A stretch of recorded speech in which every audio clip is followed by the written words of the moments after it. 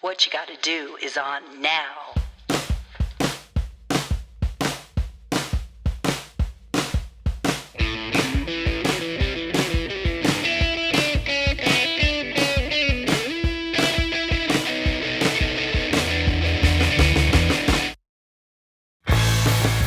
Well, hello there. Thank you for joining us to our maiden voyage of What You Gotta Do with your hosts, KT Johnson and Codie Hardy. Hi, everybody. Well, let me tell you about how and why we exist, or What You Gotta Do. I was thought up originally as some friends hanging out on a weekend night and listening to stories of mostly Matt to tell us of his childhood and these antics that he and his brothers would do. Very genius, actually, antics. For instance, they would cut down their Christmas tree every year, and in the sparse areas, they would wire and screw branches from other trees into the Christmas tree so it looked more full. They really did that. And it really looked nice. It's genius. It's genius. It's like, well, yeah, that makes so much sense, right? So that's kind of what inspired us to come up with What You Gotta Do, of just little life hacks, wisdoms, things like that that we've learned, things that we want to learn about. And that's what we really hope to inspire. So that has kind of evolved over the years to just KT and I. The last two standing.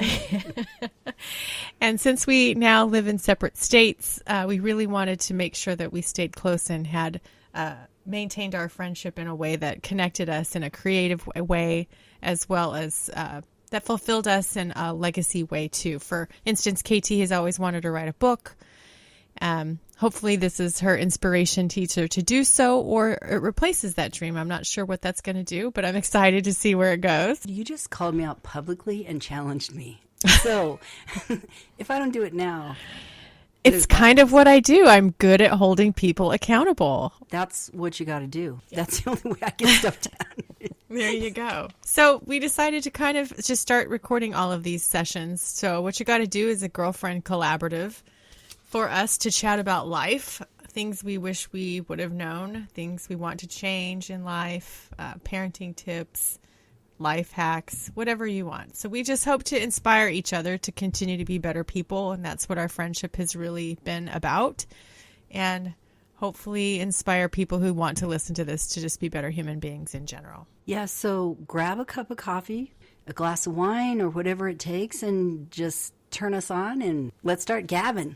All right. So first of all, we want to acknowledge those that have supported us and held us accountable to actually launch this podcast. We've told lots of people about it. And I think in the beginning, I said we should tell people about this because they're going to hold us accountable for this. And they have. So here we are.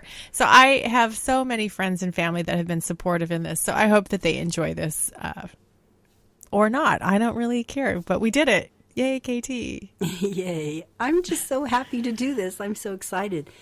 I think that people will join us, and they are going to also give us helpful hints too. They're going to hold us accountable. So is there anybody in particular you want to thank? Why, yes, Codie Hardy. Did you hear our opening music? Uh-huh. Yeah.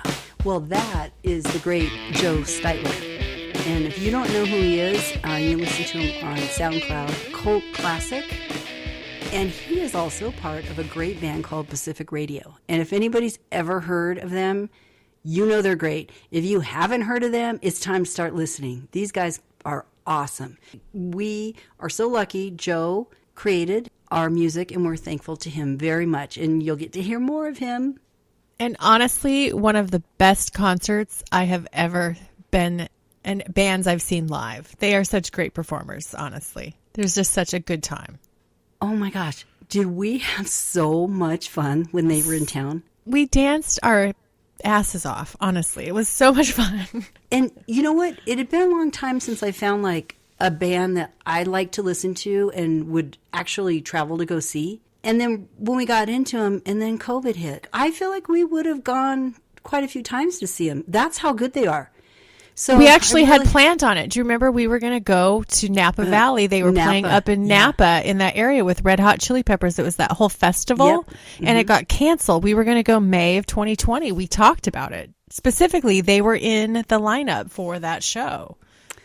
So I hope they start touring again. Yeah. Because I'm ready to party, but they're great. So that kind of brings me up to, okay, so I have been talking a lot about how COVID has caused us to kind of jumpstarting a cold engine. You know, I've seen my kids be shut down. They were homeschooled or they had to do online school for like a year and a half, and it really kind of shut them down. For me, you know, I got to stay a little bit social with friends and things like that, and I talk to my clients on a daily basis, things like that, but I didn't really get to go out and do the social networking events and things like that. So I feel like we're kind of in a spot in our lives where we're jump-starting cold engines to kind of get back into life after COVID. What does it look like after that, right? It might look differently, but we don't have to act differently. We can be the social people that we were beforehand. And so I thought about, how do you jumpstart a cold engine? Well, I think sometimes you have to learn how to be a little charming in life. What do you think about that? Yeah. It's funny because you brought up jumpstart a cold engine.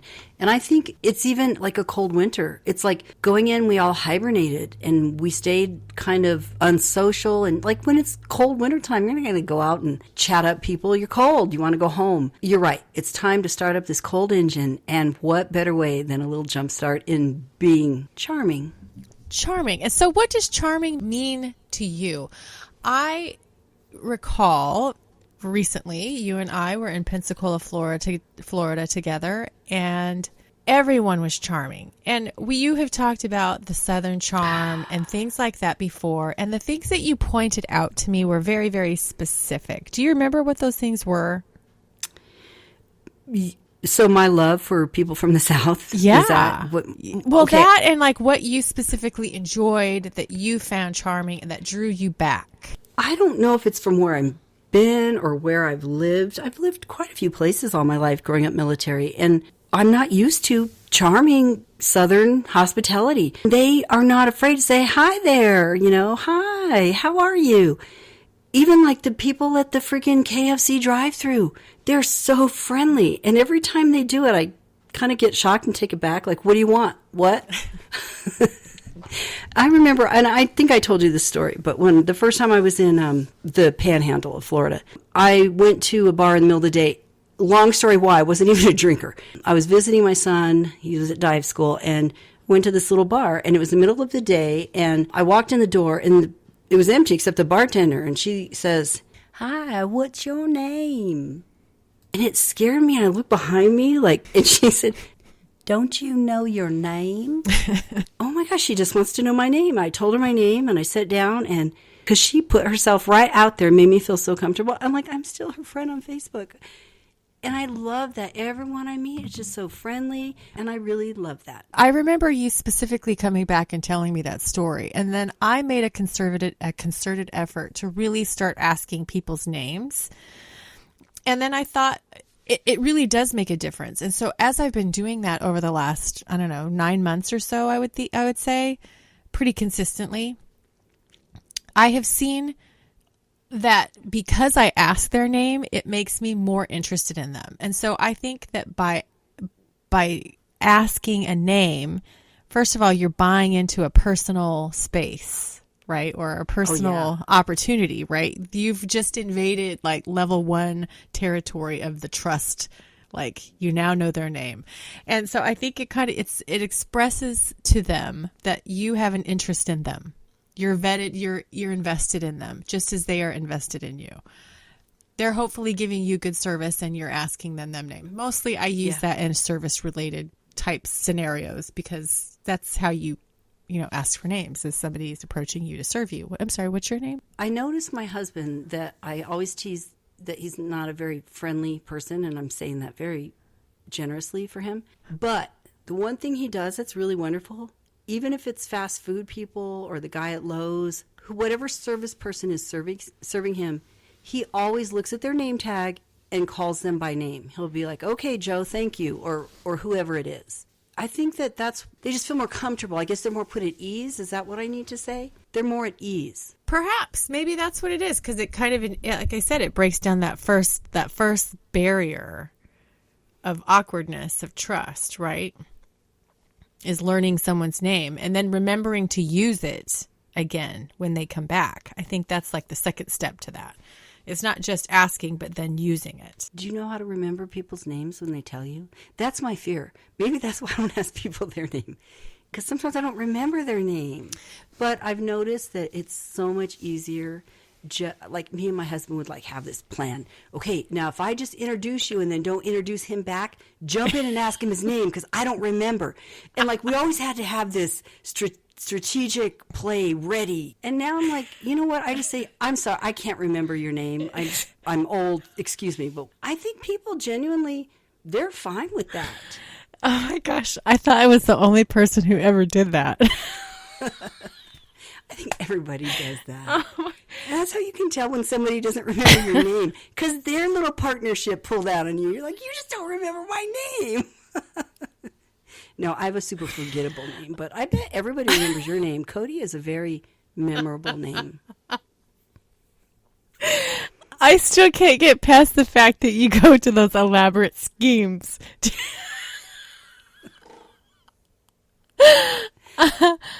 Oh my gosh, because I do the same crazy thing. I used to do the same, and now I'm like, I don't have time. Just cut to the chase. Like, it's so ridiculous. Oh. So do you find yourself doing that more? Just saying, listen, I don't remember your name? Or I know you, I acknowledge. Remind me of your name? I acknowledge it. I know you told me. I'm so sorry. Would you remind me again? And it probably won't be the last time. That's what I say after that. But I'm trying. I acknowledge that I'm trying. I remember one time we had these friends, people from church, super nice people. We didn't know each other very well, but I had to go pick up something. And the wife took me in and was very kind and gave me what I needed. I don't remember. We probably worked together on a project or something. And she turned to her husband, which I don't remember his name, and I'm not just saying that. But, and she said, Steve or whatever. She said, Steve, do you know KT from church? And he turned around and he goes, hi. And he goes, what's your name? And I said, KT. He goes, I don't know why you're telling me. I'm not going to remember, but it's nice meeting you. And he turned back. And I was so put off. But then I thought, you know what? He was honest. Being honest. Like you said, I'm not going to remember it. And I kind of dug that in him. And so to this day, even though I might say I don't like him very much, I kind of have respect for him because he is honest. I love that. It's so great. I love like the whole like not beating around the bush baloney stuff. Like I have to really soften that up sometimes because I'll get an email and I'll fire off like a response, like bullet point, bullet point, bullet point. And I have to remember context. And I tell that to my kids all the time. You have to put things in context. You can't come in mid-story thinking I know the backstory. You have to put the context into play. So I have to be more careful with that. I don't know how I got there. I had originally, a long, long time ago, gave Codie this list of ways to be charming. And recently, she pulled it out and reminded me. I said, I didn't send you that. She's like, yeah, you did. And I thought, well, was I sending it because I wanted you to be more charming? Or was I saying, Codie, can you hold me accountable for these things to be charming? Like, what was I thinking at the time? Do you think I was being catty? I don't think you were catty because if somebody sends me something like that, I'm like, challenge accepted. So I start going down the list and working on them. Like, well, why didn't you hold me accountable? I'm the one that sent it to you. I guess that's what you're doing now. That's why you even brought this whole thing up. Okay, thank you. That's why I sent it to you. I'm glad that we stitched that out. Anyway, so we're just kind of going over some of these bullet points of ways to be charming. And one of them, do you remember when you were at school and they're like, let's make rules on the first day? And they're like, give us a rule.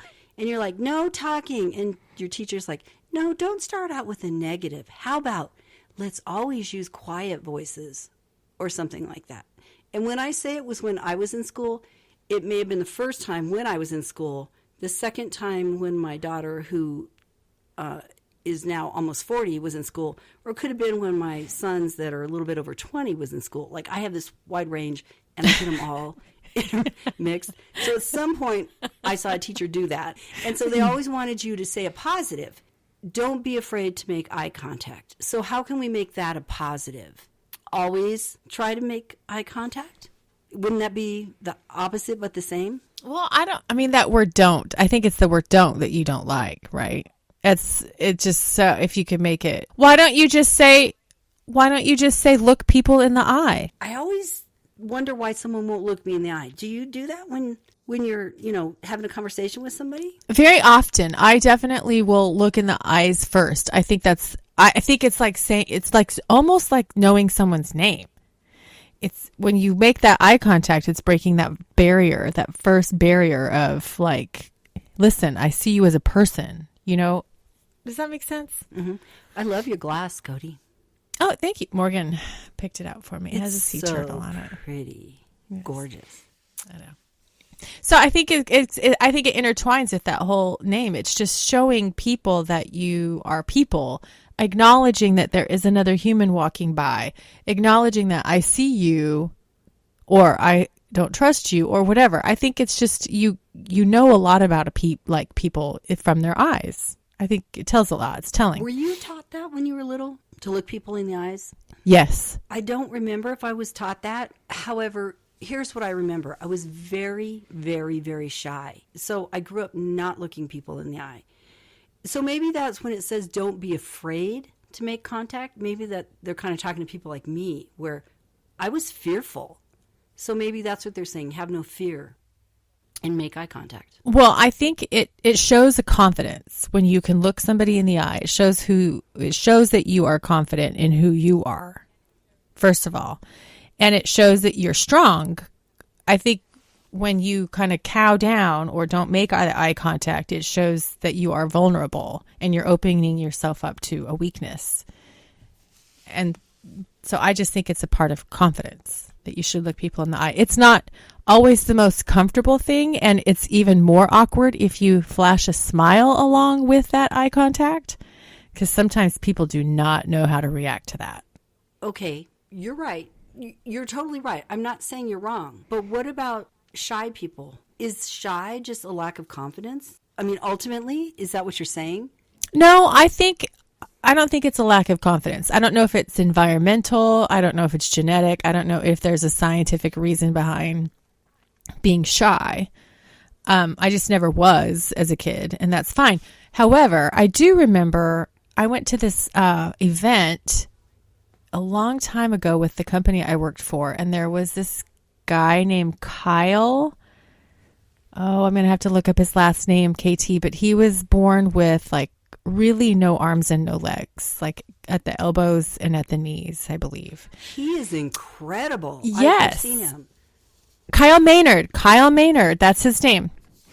He is, and I personally got to meet him and got to speak with him. And so he was amazing story. And I remember specifically him telling the story of his mother putting him in like a shopping cart at the grocery store and leaving him in the aisle, and he would have to ask for help to get things off the top shelf. She put him in these uncomfortable situations where he knows he has a deficiency, right? But he has to overcome that and still be confident in asking for help and trusting people to help him. And I think that was the most telling thing about, for me, the love that I have for people was evident in that when people need to step up, they do step up. I firmly believe that. I know it's naive, but I believe that in my heart. He had a great mom. Could you imagine subjecting your child to that? Like, KT, I am afraid to let my children go without a meal. Like, you guys are going to have to fend for yourselves tonight. Sorry, I didn't cook. Like, that's the worst thing. That's the worst thing they get. She's like rolling him out in the aisle. Like, he's climbed Mount Kilimanjaro. I mean, he can't be told no. It's awesome. Do you think he's like that because of his mother's teachings? I think his mom had a lot to do with him, but I think she had to realize who he was too, and that he was capable of that. I'm sure he resents her for some of that. I'm sure not every parent is perfect. We try our best. Our kids don't come with a handbook, but I think she had to know what he was capable of, and she instilled that in him. And I think that's a huge, I know what she did was right. I wish I would have been that strong. I would have just catered to my children, and I don't know, I would have smothered them and no, that'll hurt them, no, or whatever, Yeah, but sometimes you got it. They have to hurt. They have to hurt. There was a couple weeks ago, I took my kids skateboarding, and I went out to this trail that I rollerbladed on, and I forgot how hilly it was. And so both my kids ate it hard. But they were champs, man. They got up and skated back. My daughter took a tumble. She got the wobbles bad, and she just aimed for the grass and took a roll. It was hilarious. And I just saw it in slow motion. But she got up and she managed it. And I just thought, we have to let our children fall. We have to let them hurt themselves because they get up and become stronger. It's so hard, though. It's just so hard. I felt so sorry for my boys because Brianna was 14 years older than them, and Brianna was just a badass. I mean, she went through a lot. I was a single mom. Brianna never cried. I think she's only cried 3 times in her life. So when my boys were little and they'd cry, I'd say, "Oh, don't you cry." Brianna never cried. So now I feel so bad. Poor things. They probably thought, we'll never be as good as Brianna. And it's also okay to cry. Let the moral of the story be it's okay to cry. One of the bullet points, and I think it kind of ties a lot of these things that we're talking into as you sent me that list of 25 things, the 25 challenges to be charming is how I read it. 25 things you'll never achieve, KT, was what it should have said. Right. No, I really want to do it. I'm trying. It's hard when you're shy. I see it. People always say, "You're not shy." Yeah, I am. It's really hard. Sometimes I'll have interact with clients at work or whatever, and afterwards I'll go into the restroom and just go in the stall and go, and shake it out. It's a lot. And don't get me wrong, these people are cool and they're nice, but it's a lot for me to talk to people that I don't really know. I know I have to do it and it's the thing to do, but it's hard for shy people. It's hard. Even when you know it's right, it's hard. I know. I love to do it. It's a strength of mine. And I have found it to get harder as I get older. I used to bounce from social event to social event to social event. I mean, without anything. And now I'm I need 2 days. Well, I wonder how much of that is age too. And sometimes I'm offensive. I don't mean to be. But that's just being comfortable with who you are, I guess. And if they don't find, and we've talked about this, and if they don't find you charming or if they don't like you, don't be offended. They're just not your people. It's okay. Like you always say, number next. Okay, so there's another bullet point. I know we went over the bullet points, KT, and I've given a couple of ones that I picked. Is there one that you picked that you would like to discuss a little further? Yeah. It says don't complain in public. However, I feel like just not complaining, sometimes I'll say, Matt, I wouldn't ever complain in public about this, but I'm going to vent to you. I feel like even just verbalizing it, don't even not complain in public. Don't complain when you're alone. Try to see the bright side. So how do you change that? Well, that's what I'm asking you. I asked first. No, I don't. I'm wondering I'm going to look inside for just a second and say, how do I change that? I guess being more cognizant, or I think it ties right into where you were saying, be thoughtful with your words. I said earlier that I usually, I get an email and I fire back a response real quick, but I don't put the context behind it. So I just, if I pause for a moment and just stop being so emotionally reactive and or non-emotionally reactive. Sometimes I do need to react with emotion and I don't. Because maybe I'm answering the text in the wrong moment where I'm trying to multitask or do several things, or I'm too busy to respond appropriately. So I think it's just, if you're mindful of making your words more accurate, you're genuinely putting that into context better for that person so that they understand you a little bit better. I'm not the greatest at that. You're also saying structure your words in a way that they will understand them? Well, yeah, it's just being more accurate with them to convey the appropriate emotion or You know, it's so hard with text and emails to portray. I'm mostly talking about that with myself because I feel like that's the majority of my communication these days with people is via text. I'm interested at what percentage that it would be actually. I just listened to I attended a virtual conference, and one of the speakers, that was her whole thing. She was talking about let's be honest. Right now, the generations going forward are really only texting, emailing is even getting more sparse. Right. And it's very short quips, and especially in business, we need to be more aware of how we're coming across on the email. It's not just about using proper language and grammar when you speak to somebody, but that's like another component of all of this texting, emailing, everything. We need to be more careful with what we type and how we say it, and how might that person read this? But also concise. It has to be concise. And that's what I have really struggled with. I speak in such general terms sometimes that I really have a hard time like getting down to the granular level, and that's where I need to go with these emails and texts. But I don't know if, yeah, it's just interesting. So it'll be interesting to see as I work on that, how it evolves and what it entails, because I think you kind of open up that world to being open to what does that actually mean? It means I want to communicate better.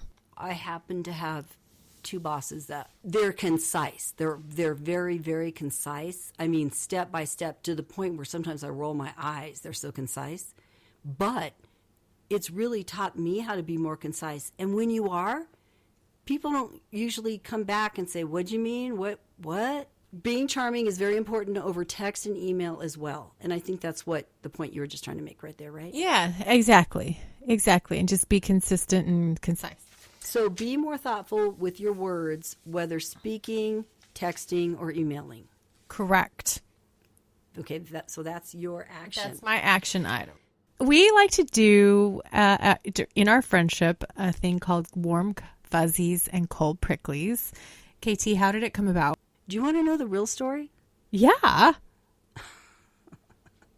I was in high school and I took a psychology class. I love that class. That was like the only class in high school I liked. Every Friday, she would have Warm Fuzzy Day, where she'd pass out little chits of paper to everybody.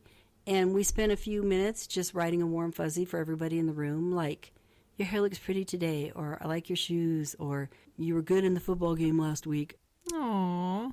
And so we'd write them and put everybody's name on, and then at the end of the class, everybody would go through and read their warm fuzzies. And it really made everybody feel so good. So she taught us the class about warm fuzzies and about how it makes people happier and warmer, and it's probably a good way to be more charming, too. And then she said, and compare it to cold pricklies, nobody wants a cold prickly. And I've always remembered that, always bring a warm fuzzy, not a cold prickly. So I thought, this is our warm fuzzy, cold prickly time. One of us will give you a warm fuzzy, tell you something really great that happened to them or that they were thinking about or they did for somebody, and it made them feel warm and fuzzy. And then one of us will take a cold prickly, something that's kind of something we're dealing with or something we're pissed about or whatever, try to turn it around and make an action item out of it. Like, what am I going to do about it? What you going to do? You going to keep letting that bug you, or are you going to do this? So I thought this was a great time for us to do warm, fuzzy, cold, prickly. First of all, I love that story. I don't think you've actually told me the real reason you did that, which... Seriously? Yeah, I don't think that's so great. Anyway, so do you have a warm fuzzy or a cold prickly this week? I do have a cold prickly today. Here's my cold prickly. Okay. I know we've discussed it before. I just hate going grocery shopping. I do. Me too. I don't know why, if it's spending money, especially when you're on a strict budget. All of the above. Or if I get these groceries, now I have to go home and cook. But anyway, so I don't like grocery shopping. Yeah. I had a boyfriend once. Oh my God. He had this huge fear of people looking in his cart and seeing what he's buying and judging him. Like, and it was a true fear. Like, he was not kidding. Like, that was his fear. That doesn't bother me. I don't care what people think about what I'm buying. I just physically don't like going to the grocery store. So I need to figure out a way to just get over that and be happy. Yeah. I hate the grocery store. I've told you my response to that, right? Have them delivered. Have your groceries delivered. Basically, this is what you got to do. Can you give us kind of a brief what you got to do? How do you do deliver? Like, can you give us a breakdown? So there's a couple websites you can use. You can use Shipt or Instacart. I've used both. I prefer Instacart. Whatever. They're both really good things. I just already had used one over the other. So it's like an Uber? Or? Kind of like that, but then they have shoppers that shop your stuff and then bring it to your door. So do you have to tip them?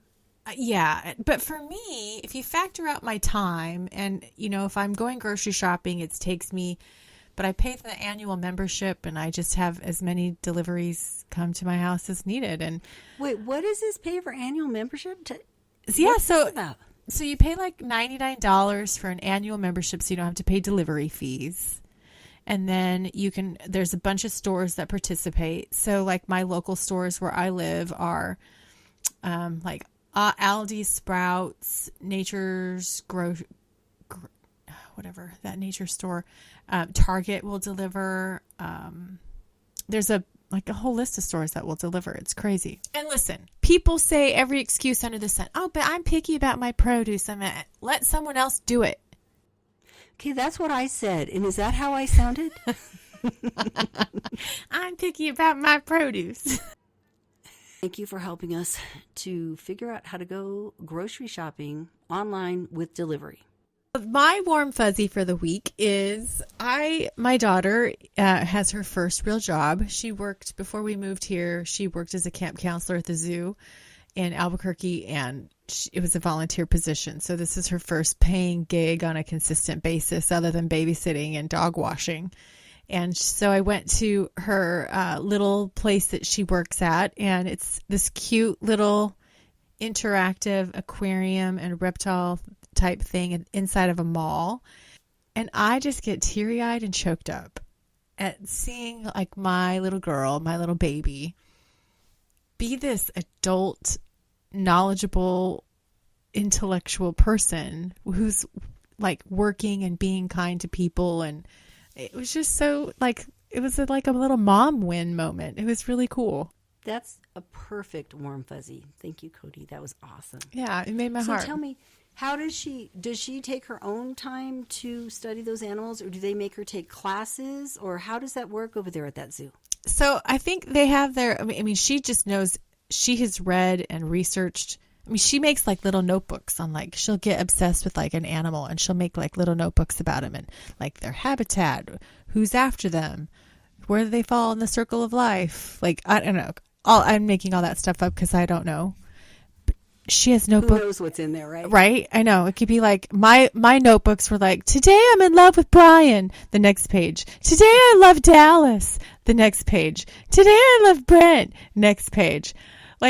My journal as a little girl was definitely not about animals. It's funny. I can just tell by the names that you spouted off that you're a millennial, aren't you? No, I'm not. Are you Gen X? Is that XYZ? I think I am X. Yeah. Gen X.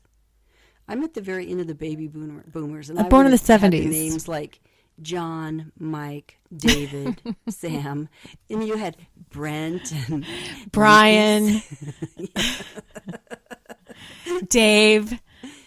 But that's cool that she keeps a little journal on animals like that. It's cute. Like that. So I want to kind of just recap today about being charming. So we talked just adding a little charm to your life and jump-starting your cold engine and getting back out there to just be a better person. Asking questions, asking their names, making eye contact. Being more friendly, genuinely showing interest in others. Being comfortable in your own skin and just acknowledging that you're trying and that you're doing the best that you can no matter the circumstances. If you're shy, if you are just an introvert, whatever it may be. If you have social anxieties, just acknowledge that there are other people like that and we understand you. Good for you for being charming. We have a voicemail where you can leave a message, and we'd really love to hear your comments, your maybe questions that you might have that we might talk about on our show. If we like your message, we'll even put you on our show. So please call in. Our phone number is 405 877-2116. Our email address, please email us. We love emails. You could put your name, you could put anonymous, whatever, and we're going to read it on our podcast. Our email address is whatchagottadopodcast@gmail.com. whatchagottadopodcast@gmail.com. whatchagottadopodcast@gmail.com. And we're going to read it on the air. We also, guess what? We have a YouTube channel.